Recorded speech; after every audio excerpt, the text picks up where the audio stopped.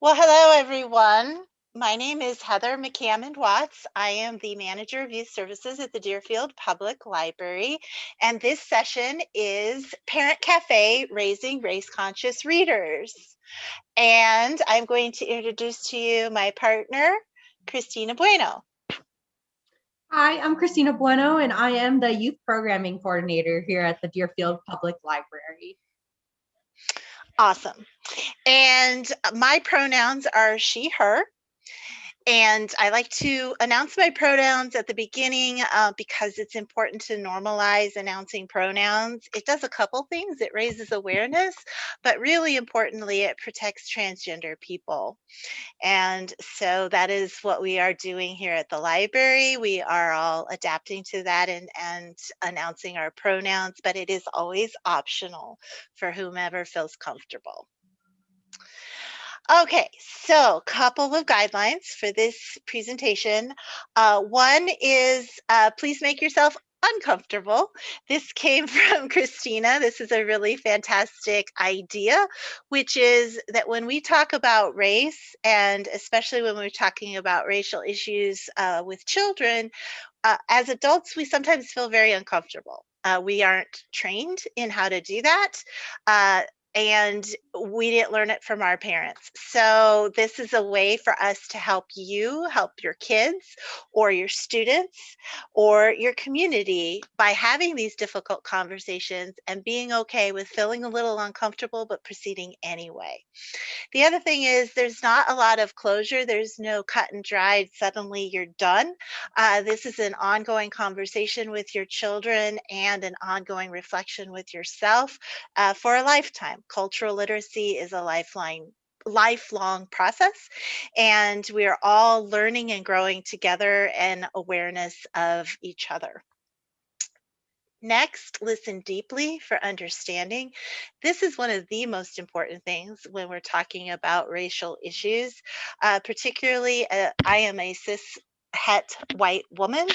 So that means when I am in these conversations, it's especially important for me to reflect deeply and to not be the first person to speak and to listen really deeply to people of color and their experiences so that that can inform my understanding.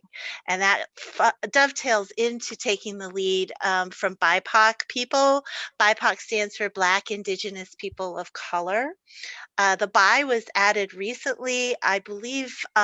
Christina, can you explain why the BI was added? I believe it was added to really kind of pull out and focus on Black and Indigenous people who are perhaps experiencing the most prejudice in our current societies.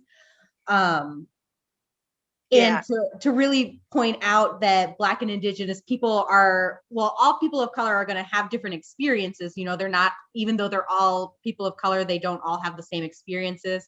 But I think that in particular, Black and Indigenous peoples face more, or like a certain kind of like racism and prejudice that other people of color may not fully experience. And that just might be my understanding and kind of where I'm coming from, because I am Hispanic, but I represent to most people as white. So while I am a person of color, not everyone sees me as such, and so I'm not getting any of that, perhaps that mistreatment or prejudice aimed at me that other people of color who have that darker skin tone would be. yeah, yeah. Yeah. Thank you for sharing that. That's a really important um, distinction. I think, yeah, and not just modern day differences, but also historical differences between Black and Indigenous people and other people of color, because Black and Indigenous people have the unique history of being enslaved in this country. And so I think that adds a layer of trauma through the generations that is important to acknowledge. Yeah. Yes. Okay. Be kind and respectful at all times when talking about race, but don't be afraid to ask questions. This is a pre-recorded program, but please send us your questions after you view it. Send it to youth services at deerfieldlibrary.org, or our own emails for our individual ones are at the top of this slide. We would love to hear from you, and we will answer as best we can, or we're librarians, so we can research it too. And I do like this quote: the words we speak, the books we read, the pictures we hang on the walls all tell our children if it is okay to love themselves or not. Um, this quote really hit me in the gut because it really speaks to why we need to do this. Um, there are many, many reasons why children need to learn about race and racial differences at a very early age from birth on, because they are steeped in it in our world and in our society. It is our reality, and it acknowledges that it is around us, and that the the truth is children are going to deal with it, and they'll deal with it at younger ages than we realize. And if we don't tell them with our value systems and our perspectives, someone else will. And they may be getting messages that we do not want them to get. Would you like to add some additional context to that, Christina? Sure. I mean, I was going to say from our quotes page right now that's up from this slide. I mean, the one that I really love is just simply, if you don't discuss race with your children, someone else will. There, if like talking about race makes you uncomfortable and you don't want to bring it up to your children, or you feel like you're protecting them from exposing them to what racism is. But the fact is that they're going to encounter it somewhere in their lives, and it is going to be earlier than what you probably are assuming. Um, and as Heather said, it's you as the parent want to be the one to bring it up, because then you are the first one to really share your judgments, your values, and to try and help them understand, and so that they're not getting maybe misinformation from someone or somewhere. Kids overhear things. I know I've talked to several parents who, there's certain things like politics or something that they don't want to talk about in front of their children. But kids hear from their rooms, or, they're walking down the hall and they overhear snippets of the news. It's just so important to be aware that instead of not talking about something because you feel like it's protecting your children, it's actually probably more of a way to protect them by bringing it up on your own terms. I love that idea. Yes, thank you. And science shows that remaining silent doesn't help. We know where we are today when we have a generation of parents, that's me. We were raised to be quiet about it, and that it was impolite to talk about someone's race or in someone's skin color. And at the time, people thought that would work, but it didn't. And so we need to be bold, and we need to acknowledge differences and honor and celebrate our differences and teach our children to do the same. I also really like, though, we want to raise children who understand that their ability and willingness to see people as people is not universal. And we want to raise them to call out racism and bigotry in the world around them. How do we arm our children to be advocates and to fight for people who can't fight for themselves? I think that's a really important piece of this, both with issues of race, but any issues of difference. Bullying starts very young with children. And if we can raise our kids to be kind and to stand up and to step up and to not just be a bystander, I think that that will have huge and lasting impacts for a better, kinder world. So, children are never too young to talk about race. So, it's fascinating the research that they've learned about children's awareness. And definitely by age 5, white children are strongly biased in favor of whiteness. So that's what Christina was saying earlier. This happens younger and sooner than most of us realize. So having explicit conversations, here's the good news, and fostering interracial relationships and friendships can dramatically improve children's racial attitudes.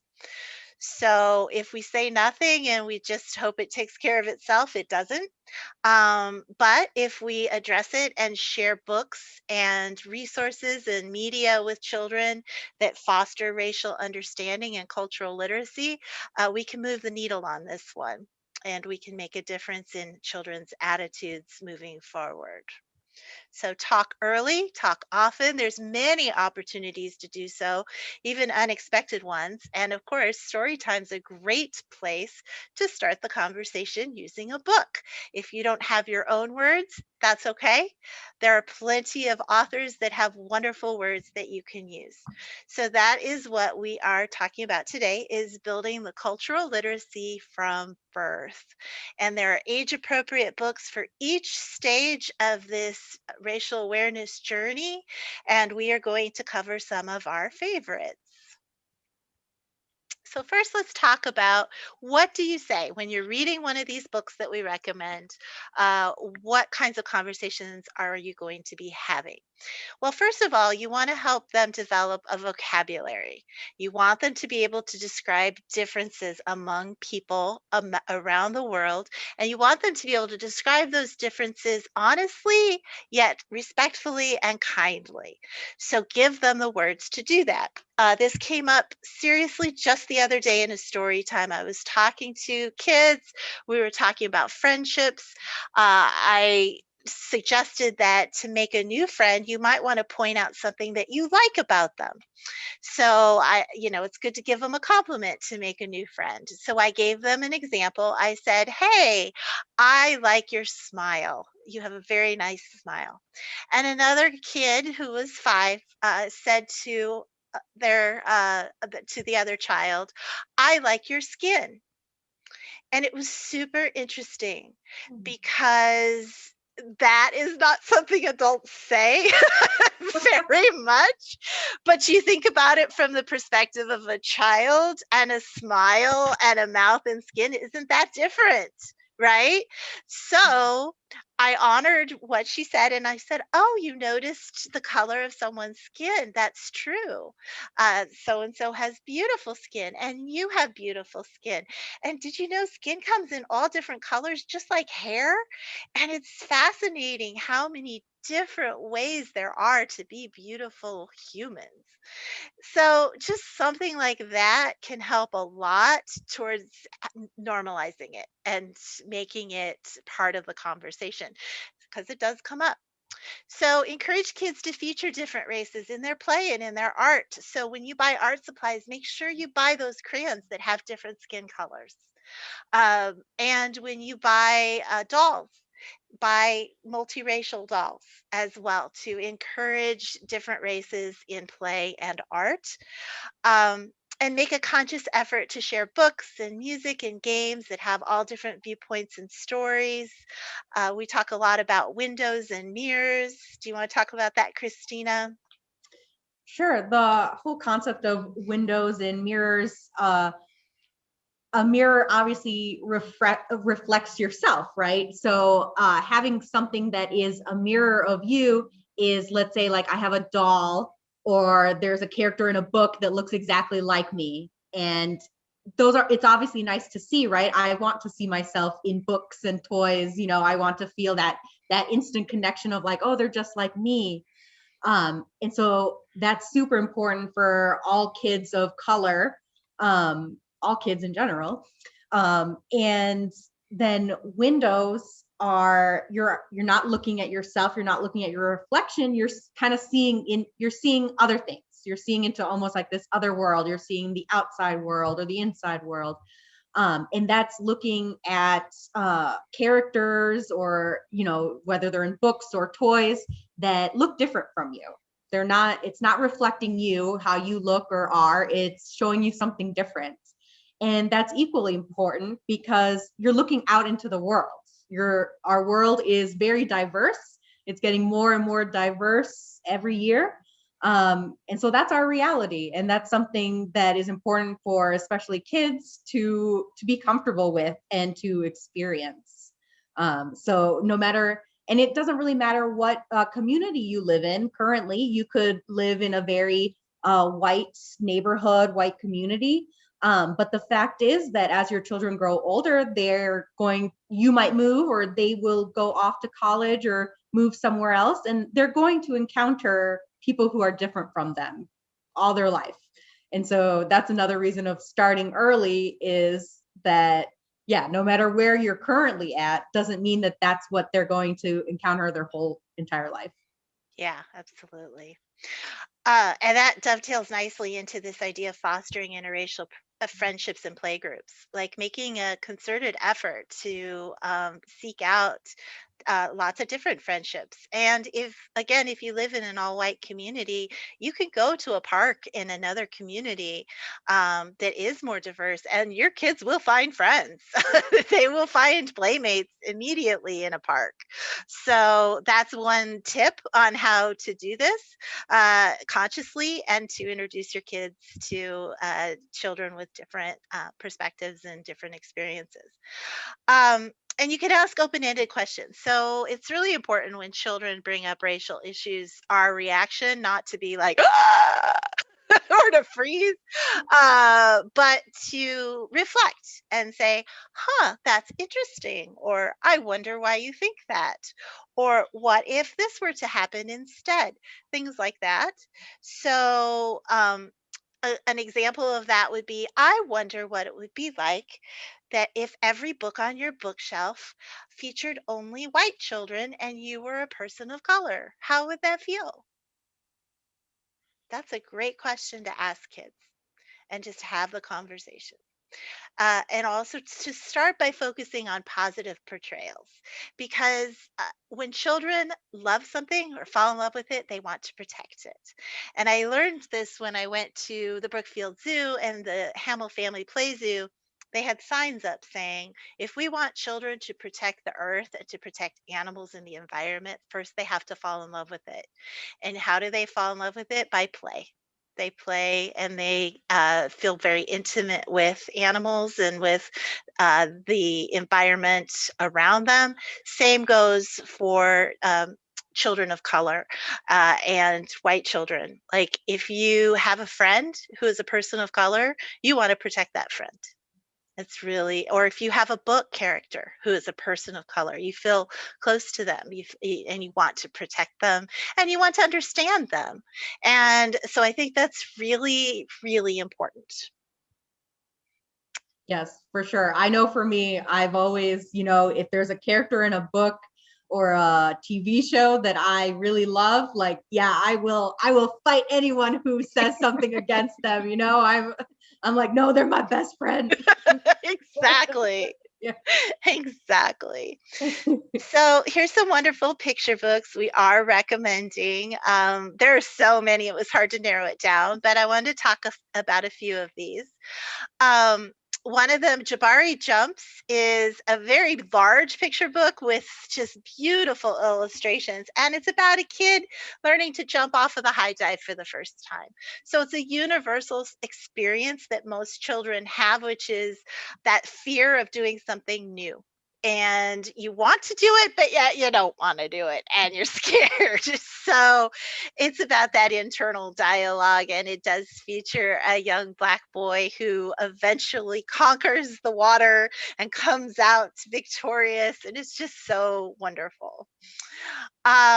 There's a series called Bedtime Classics, which rework all of the fairy tales with children of color. So that's Jack and the Beanstalk is the one that's featured here, but there are others. So that's really neat because these stories get told again and again and again. So let's tell them for our modern world. Um, the camping trip is a sweet family story about going camping. It's a wonderful one to share this summer, which is why I put it on this list. So I would encourage you to find books that feature children of color about any topic that you're looking for. So you're going camping. Well, I'd like camping books. Make sure one of them has some children of color, that kind of thing. Or I like ballet. My kid likes ballet. Oh, why don't you choose Firebird? It's written by Misty Copeland and it's about Misty Copeland. So anyone who likes ballet will be fascinated by this book and about her journey towards being a superstar, because she really is at this point. Yeah. Also some funny books. If Your Monster Won't Go to Bed, or If I Had a Raptor. Kids love books about big beasts like dinosaurs and monsters, and so again, they're they're books that feature children of color, but just that's just who they are, and it really is a book about having imaginary pets. Finally, some books about the Black experience in particular. Saturday and Bedtime Bonnet both fall into that category, which is what Christina was talking about. It's that window into another culture and some of the touch points of that culture, including wearing a bonnet to bed to protect your hair. And it's why a lot of Black women wear silk bonnets to bed. And here's another whole big list of books. So hopefully you can screenshot this. We're happy to send it to you if you email us, but there are just so many wonderful books. On here, I also put books featuring Native Americans, featuring Asian Americans, featuring the Latinx community. So there's a wonderful range of options here. It's hard to choose just one, so read them all. Um, and finally, when we talk about reading from birth, we mean it. So here are some baby books. Look at this. Baby's awake, baby's asleep. Shh, good night. It's just such a simple, beautiful story and filled with those squeezable babies. So that one is a wonderful one. Also, Anti-Racist Baby just came out by Dr. Ibram Kendi. He came to our library, I believe, last year to do a presentation for people, and he just has a beautiful way with words, and this is a great book to talk about early advocacy and how you can start to build your children's awareness. um, I like fairies. I like everything magical. So when I see a book that has fairies of color, oh, that's fantastic. Like, all kids love unicorns. They love fairies. They love monsters. Why do they all feature, or most of them feature white children as the main characters? So you want to think about that, and purposely select books that do provide that diversity that you want your child to see. And My Hair is Beautiful is another one that features real photographs of babies. Babies love looking at other babies. The more they see children of color or photographs of children of color, the more it becomes part of their everyday experience. And the more embedded it is in their love for their fellow humans. And finally, another whole list of wonderful books to think about. I just wanted to point out a couple of these. One is All Are Welcome, is a great one for when children are going into kindergarten. It will teach them about all the range of children that they might see. It includes people with disabilities. It includes people of color. It talks about a classroom and how we all need to respect and be kind to each other. I wanted to point out Julian is a mermaid because it features a boy of color, but also it has LGBTQ positive messages because he's gender expansive and he wants to dress up as a mermaid, and it's just a very uplifting, profound, beautiful portrayal. Hair Love is one of the best daddy daughter books out there, bar none. And it also is a short film. So if you get a chance to see it, I highly recommend it. And Fry Bread is a book about a Native American family and about the food and culture. And it'll make you hungry though, so you might want to have some snacks while you're reading that one. They do include a recipe at the end, so you can make your own fry bread. So, So now we'll talk as kids get older. Christina's going to take it from here. Awesome. Yeah, so here is some images you can see, like up on the right-hand corner. There's some toys showing different emotions, toys and like pictures as kids are learning different emotions.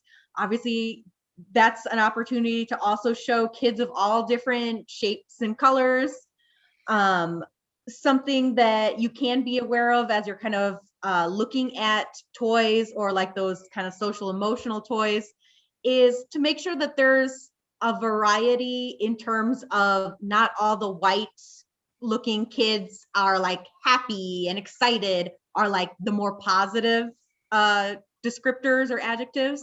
You want to make sure that it's, you know, it's showing happy Black kids, and, you know, maybe there's a sad white kid. And that's, I mean, obviously it it helps because you want to show that everybody has the potential to be happy or be a good kid, or, you know, do this or do that. And then it also has your children will be able to see that it's okay for them to feel these ranges of emotions as well. um, our tips: make a conscious effort to share things like toys, books, games, media. You know, look out for good good representation in animated movies, or non-animated movies or TV shows. Take advantage of these opportunities to talk about race. You know, your child is watching a movie, and you know, I guess the first thing that comes to my mind is that one of my best friends, her daughter was obsessed with Coco, and I feel like a lot of kids became obsessed with Disney's Coco. And obviously that is it takes place in Mexico. It features, you know, Hispanic family. And what a great way to like introduce this white child to a piece of Hispanic culture. Address the privilege and the ways you benefit from institutionalized racism. This is obviously getting into more for like older children, as they're going into upper elementary and into middle school. But always also the ways it can allow you to challenge the system. The more that your children are able to see inequality in the world, the more that they're able to address it or think about how they can address it. And that's just such a great conversation for you to have. You know, you never know, you could be walking around and you might see something that's, you know, somebody's talking to another customer at a store, someone at the park, and maybe it's a little racist or not the nicest way. And so maybe you bring it up like, oh, do you think that was a nice way for that kid to talk to that other kid? Or like, what would you have done, or how would that have made you feel if somebody said that to you? So just kind of being aware of your surroundings and maybe pointing out those instances that are a little uncomfortable.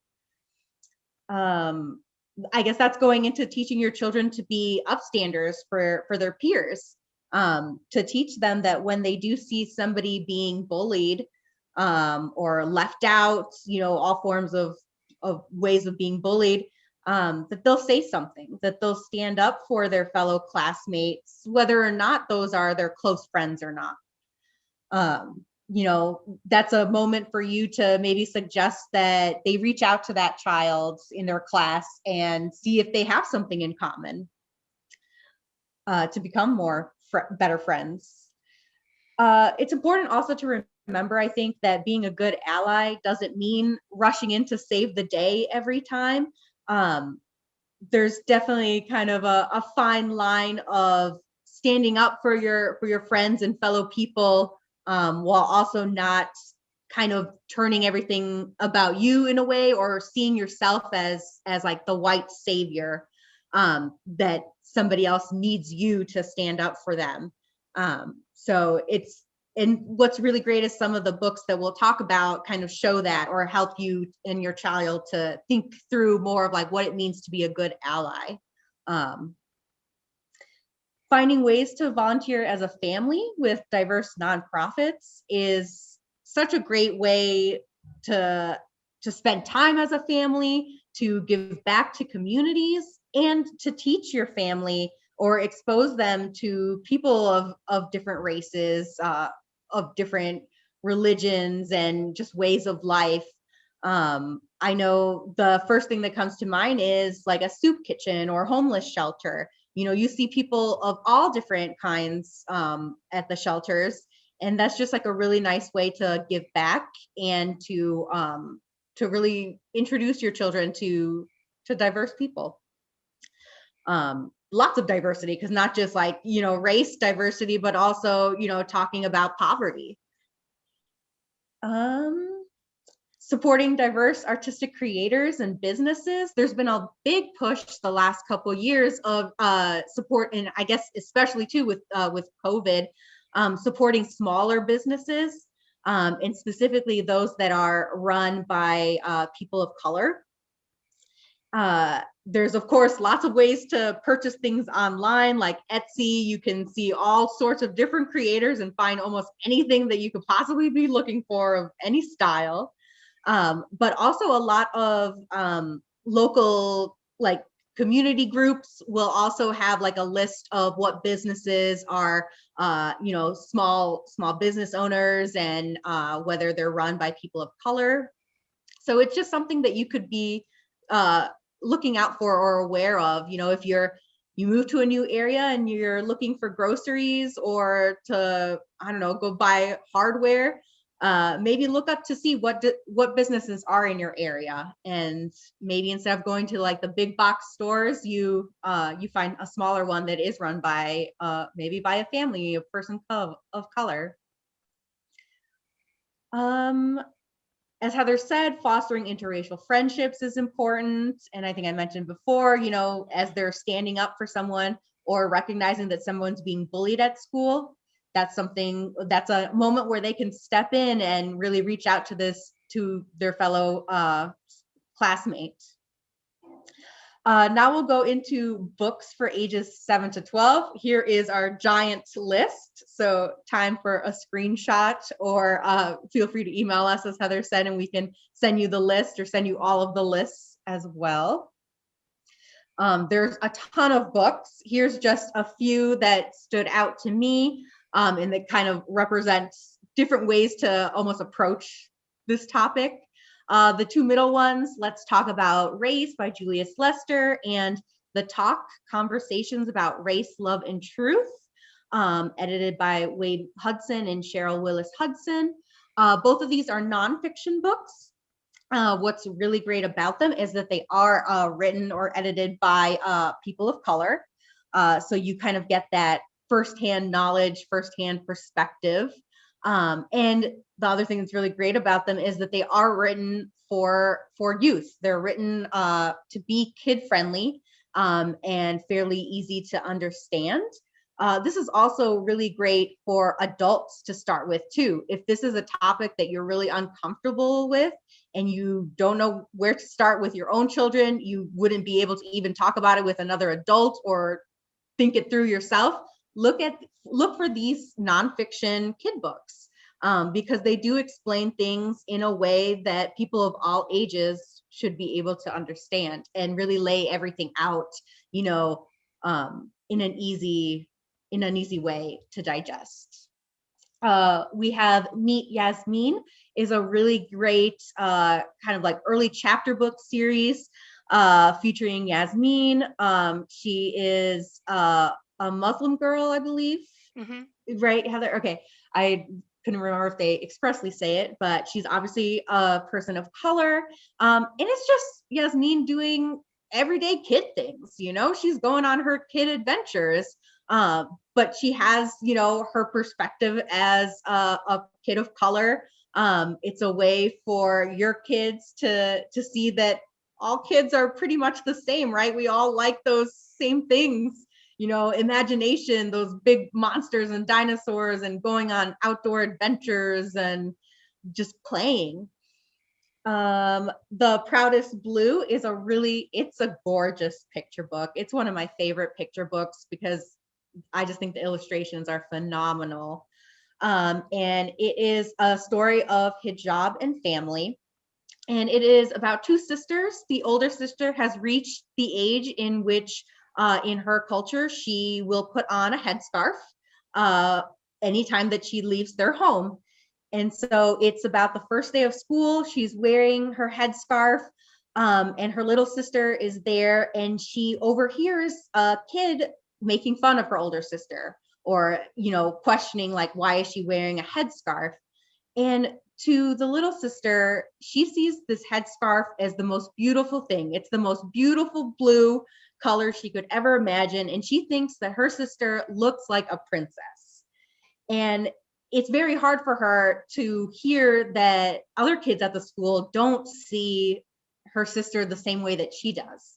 And it's kind of her really having to think about her own feelings and what she feels and what she's hearing from these other kids, and how to kind of reconcile them both, and how to kind of uh, to realize that it's okay that if somebody else doesn't see the world the way that she does, like, that's okay. But she also sees how it's important to, to stand up. She does stand up to the bully in the school, and makes a friend along the way as well.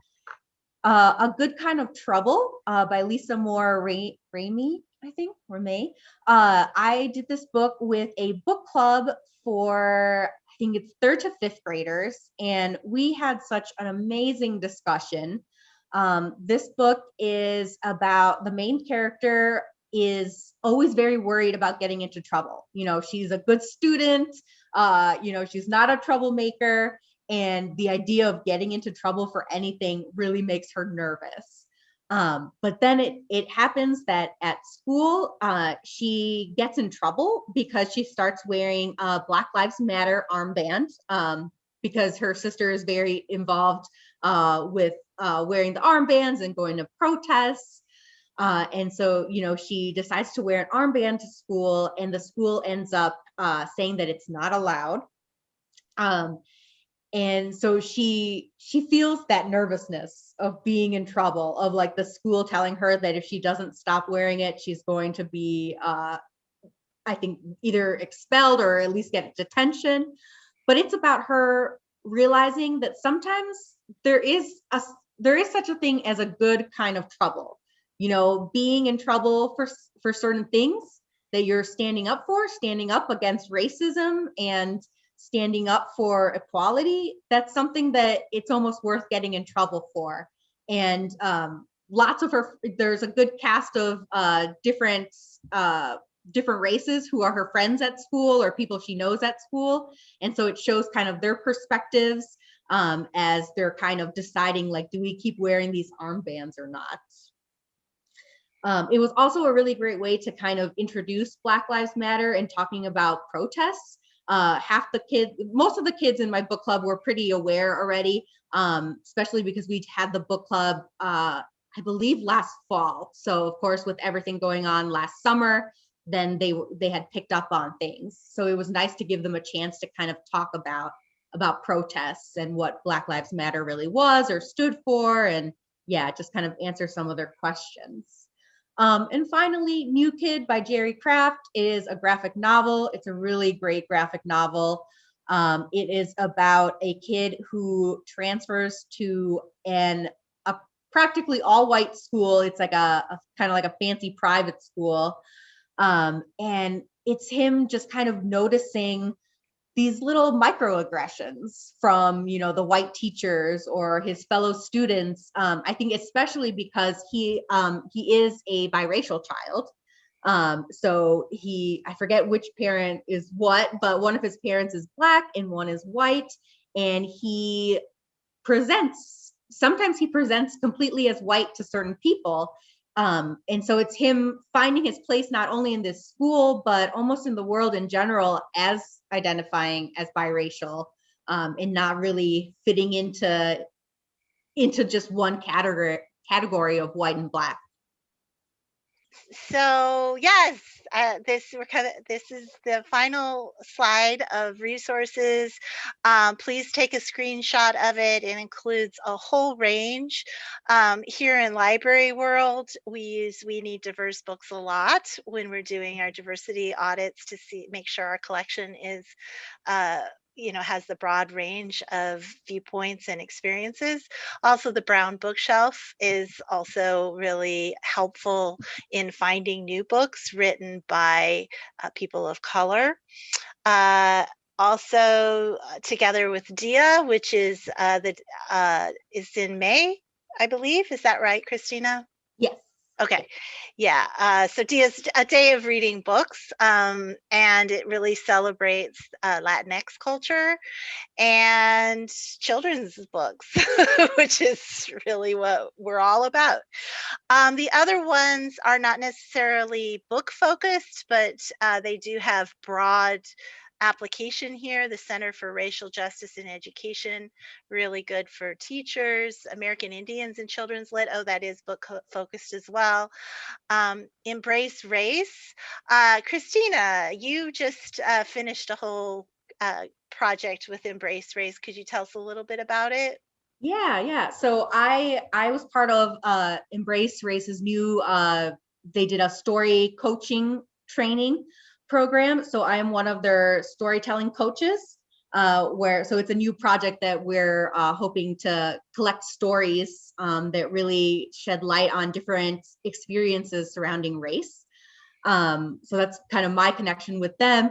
But in general, Embrace Race has been such a wonderful resource for me and for lots of other people. They are a nonprofit and they have been hosting virtual like webinars and meetings with various experts on various topics, focusing, on sometimes like on African Americans, sometimes on Asian and Pacific Islanders, and on all sorts. Sometimes their webinars are a little bit more kid friendly, like they featured a panel with diverse illustrators, like well-known diverse illustrators that was really fun, and you got to see some of their arts.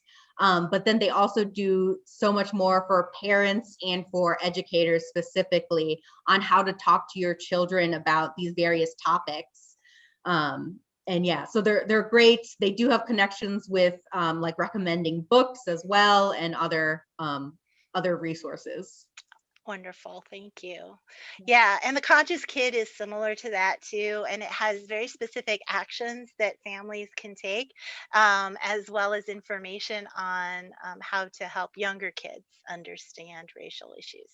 So thank you so much for joining us, and thank you, Christina, for partnering with me. And I'm going to stop the recording and say, send in your questions. We'd love to hear from you. And best of luck in having these wonderful conversations with your children. Yes, thank you. Thank you.